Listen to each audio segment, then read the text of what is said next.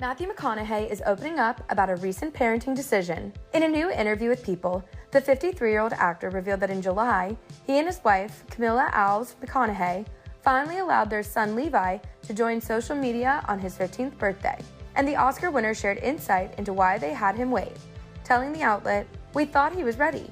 After 2 to 3 years of talking about the pitfalls and the upfalls and the downfalls, and him shadowing me on my IGs and his mother on hers, and picking out people that he looked up to and talking to them about it, we felt he's got enough information and is mature enough to tell his own story." While Matthew previously admitted that Camila was nervous about Levi joining Instagram, he expressed his confidence in the teen's ability to navigate the space, adding, "He's a very considerate and cool young man. I hope that the world out there can reciprocate and treat him the same as he treats them." Levi's first Instagram post was on July 7th, and he shared a compilation video that showed off moments from his life and with his family, first introducing himself before audio played of his dad's famous line from his breakout role in the 1993 cult classic, Dazed and Confused. "Hi, I'm Levi. Let me tell you this, the older you do get, the more rules are gonna try to get you to follow.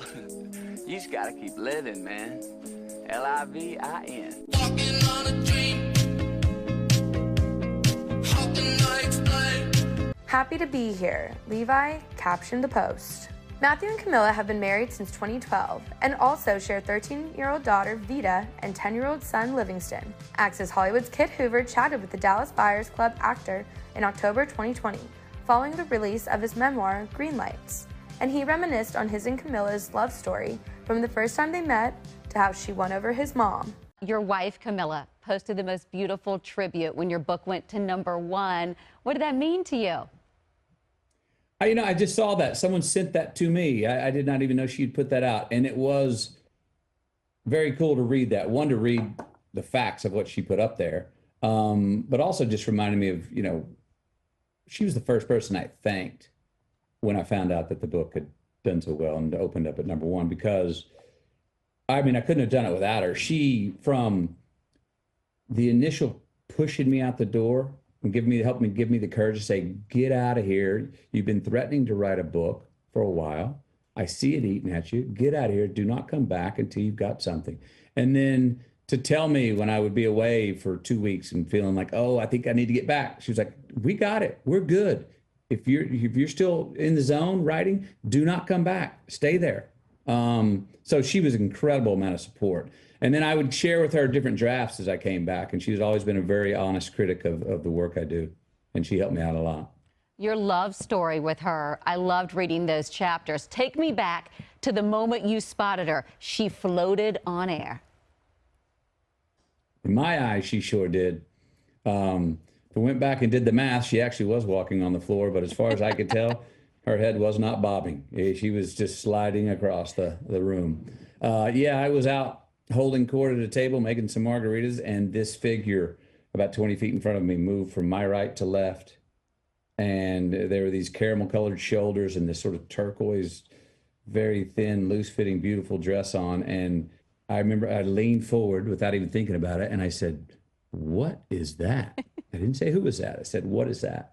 She went and sat down. I started to kind of try to get her attention, to call her over from the room. And as I was doing that, I heard my mother in my ear saying, "Boy, get your butt up. This ain't the kind of woman you wave across the room." And I said, "Yes, ma'am." I got up.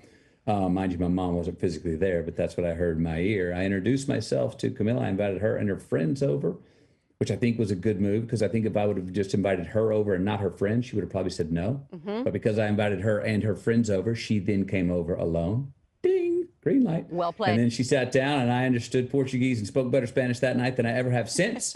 And that got me in the door. And I asked her out to go out the next night. She couldn't, for the most beautiful reason.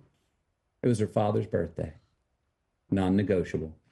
Beautiful. And finally, I did get her to go out with me, and we've been going out ever since. But the night you kind of conned her to stay over. She slept in the separate bedroom. My favorite part is you went down twice. Do you ever think about doubling back for a third time? Third time's the charm, my friend. No, I finally got tired. And the second time she kicked me out of that room, I could tell she more than meant it. I was like, I'm not gonna test that again. If I go back the third time, I may get injured.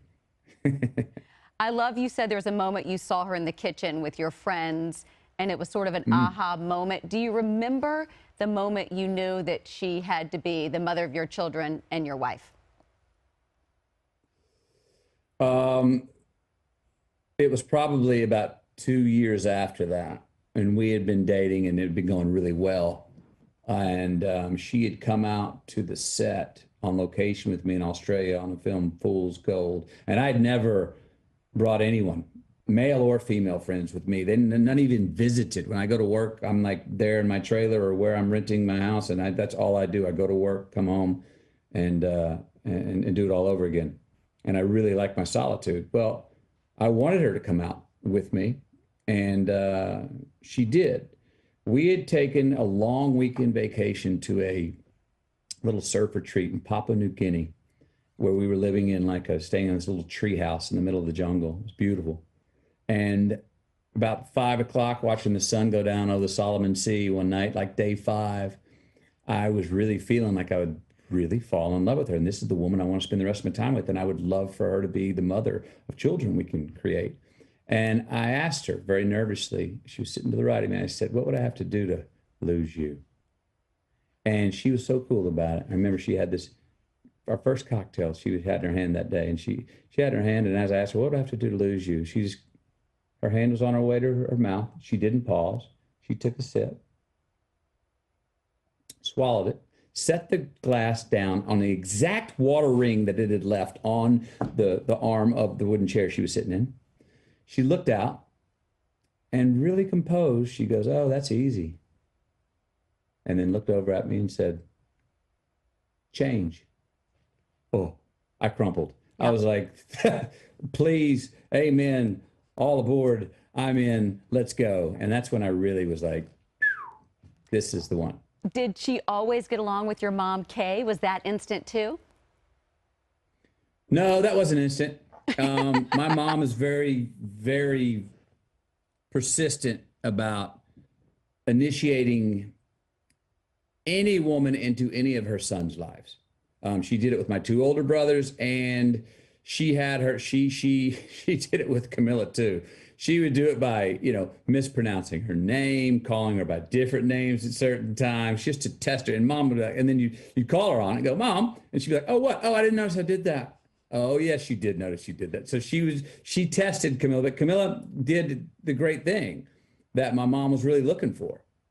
She bucked up to her, and they went off on a trip together one time. I think it was to Turkey, solo, just the 2 of them together for like a week.